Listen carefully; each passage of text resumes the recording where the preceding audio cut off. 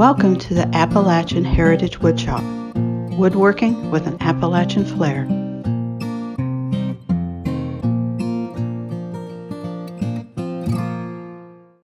This is Jerill with the Appalachian Heritage Woodshop.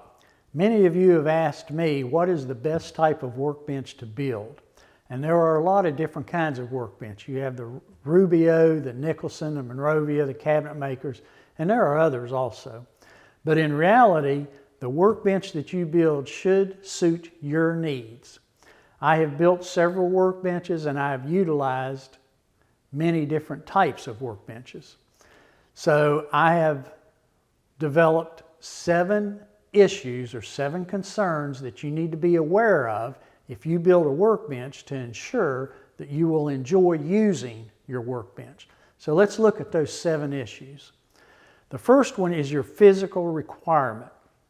Now, many people think the most important thing is the height of the workbench, and it is important. But it should be based not just on your physical height, but also on the style of woodworking you do. First off, do you prefer to stand or do you prefer to sit when you do woodworking? That will affect the height.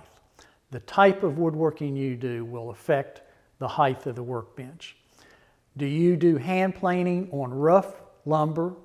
If you do, then you may need a wide stance and you may need to get down lower than if you do hand planing for just fine joinery. The same is true with hand saws. Do you hand saw rough lumber or do you hand saw only joinery such as dovetails? That will affect the height. So the bench needs to reflect your physical requirements. That's the first one.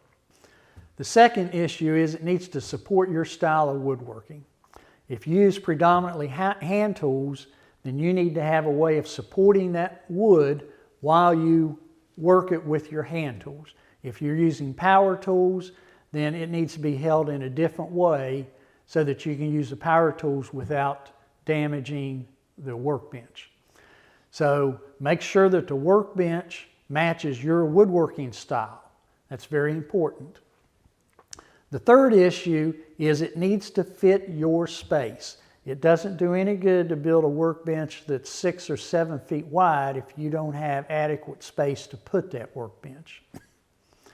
Now, when it fits your workspace, be sure and remember to allow room for the vices when they're open and to allow room to walk around it. Now, the only exception to that is some people like to put their workbench up against a wall, especially if you're using light from a window. But you need to be able to access whatever sections of the workbench, whether it be just the front or the front and ends, or the front, back, and both ends. You need to be able to access all of that, including when the vices are open. The fourth issue that you need to be aware of is your future needs. Now, if you plan on removing the workbench and taking it to a job site, then you may want to consider a knockdown workbench.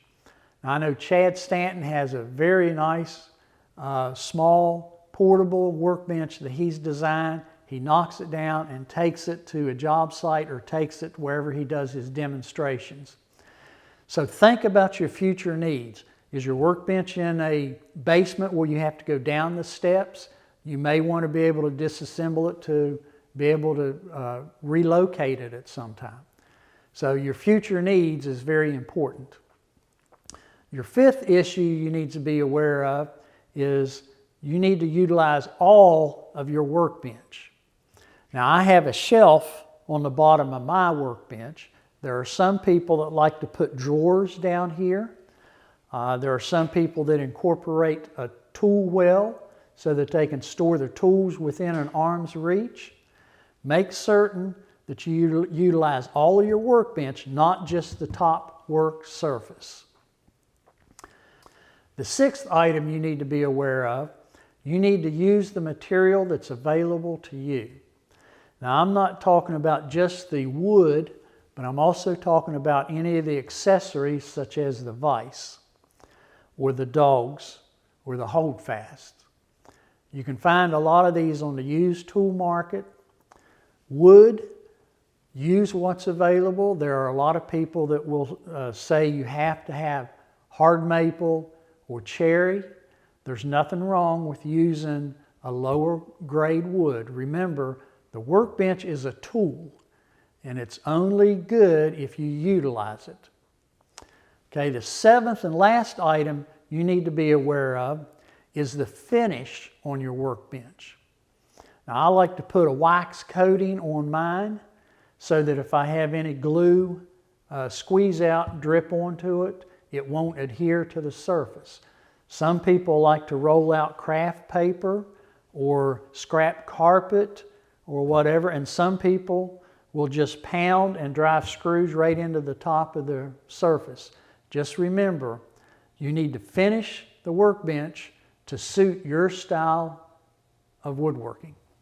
If you follow these 7 issues and address them when you design and build your workbench, then you will be a lot happier because you'll be utilizing a workbench that was designed for your style of woodworking and your physical requirements.